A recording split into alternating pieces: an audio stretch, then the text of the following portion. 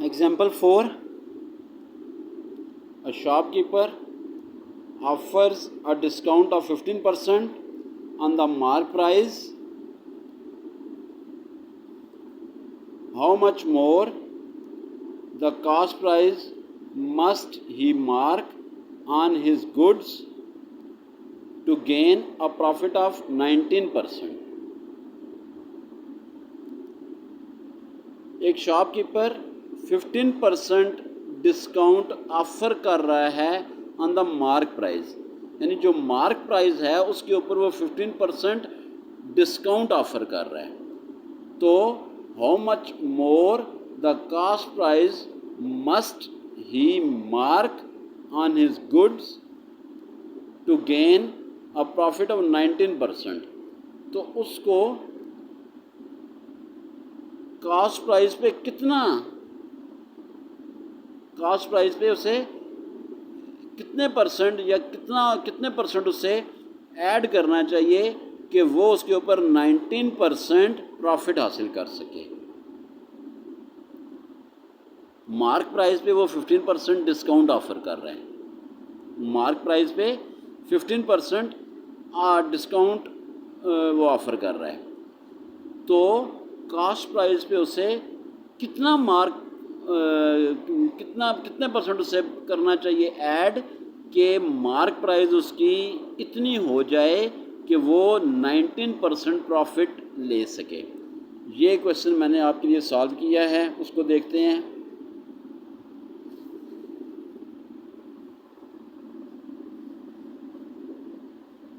Example 4 page number 58 solution. अच्छा जी, इसमें हम देखते हैं कि let CP is equal to ₹100. ठीक है. अब देखिए इसमें भी उसके दो कंडीशंस हैं. एक ये कि वो जो उसने कहा है जी कि वो मार्कअप पे ऑफ़र कर रहा है 15% डिस्काउंट. दूसरा CP के ऊपर कितने परसेंट वो ऐड करे कि उसका मार्क प्राइस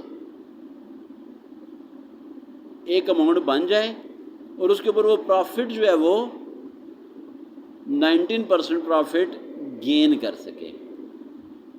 यानी कि जो CP है उसकी CP के ऊपर वो कितने परसेंट ऐड करे और मार्क प्राइस बनाए और उसके ऊपर 15% डिस्काउंट देने के बाद भी वो 19% प्रॉफिट हासिल कर सके. तो अब चूँकि CP के ऊपर उसने ऐड करना है तो हम CP को सपोज कर लेते हैं, let CP is equal to ₹100. तो गेन यानी प्रॉफिट वो कितना उसके ऊपर वो लेना चाहता है 19% ऑफ CP, यानी CP के ऊपर वो 19% प्रॉफिट लेना चाहता है. तो 19% या 19/100 मल्टीप्लाई बाई 100, ये 100 आपकी CP है जो 100 है. तो प्रॉफिट उसका आ गया ₹19.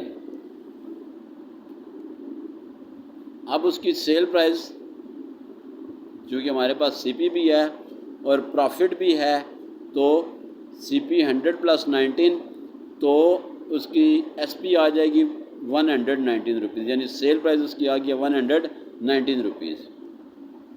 एक तो हमने उसका एक कंडीशन हमने हल कर दी. अब दूसरे हम अगेन अब मार्क प्राइस के ऊपर वो 15% देखें, मार्क प्राइस के ऊपर वो 15% डिस्काउंट ऑफ़र कर रहा है. एक तो हमने सपोज करके कि जी वो उसकी जो कॉस्ट प्राइस है वो 100 है, उसके ऊपर वो 19% प्रॉफिट कमाना चाहता है. तो 19% प्रॉफिट कमा के उसकी सेल प्राइस कितनी हुई वो हमने फाइंड कर ली. अब मार्क प्राइस पे वो 15% डिस्काउंट ऑफ़र कर रहा है. तो again let mark price is equal to ₹100. दोबारा हमने सपोज कर लिया कि हमारे पास मार्क प्राइस 100 है तो डिस्काउंट परसेंटेज 15%. अब 15% किस चीज़ के ऊपर है? 15% डिस्काउंट वो कर रहा है मार्क प्राइस के ऊपर. तो 15/100 मल्टीप्लाई बाई 100, ये 100 ये मार्क प्राइस वाला 100 है.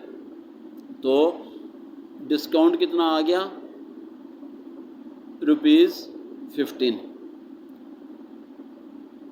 हमारे पास डिस्काउंट आ गया। अच्छा, तो अब सेल प्राइस कितनी होगी? मार्क प्राइस में से डिस्काउंट माइनस कर दें तो 100 - 15 = 85। अब हमारे पास सेल प्राइस 2 हो गई हैं, कॉस्ट प्राइस हमारे पास 1 है, तो और मार्क प्राइस भी हमारे पास 1 है। तो हम क्या करते हैं, if SP = ₹85, then mark price is ₹100.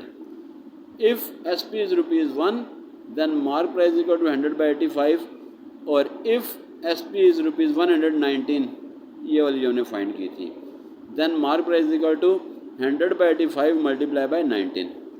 तो 100 को 19 से मल्टीप्लाई किया और 85 से डिवाइड किया। जब 100 को 19 से मल्टीप्लाई किया तो 1100/85 11,900/85। तो जब हमने 11,900 को 85 से डिवाइड किया तो हमारे पास मार्क प्राइस कितनी आ गई? 140। ठीक है जी, मार्क प्राइस आ गई 140। अब यहाँ तक हमारा मसला हल नहीं हुआ, क्योंकि पूछा उसने ये है कि वो कॉस्ट प्राइस पे कितने % ऐड करे, कितने % ऐड करके मार्क प्राइस वो बनाए कि उसको इतने % यानी 19% उसको प्रॉफिट हो। तो अगर हम देखें तो प्रॉफिट यानी मार्क प्राइस माइनस CP, तो 140 मार्क प्राइस है और CP हमारे पास 100 है, जो सबसे ऊपर हमने फाइंड की थी, सपोज की थी। तो ये आ गया आपके पास ₹40।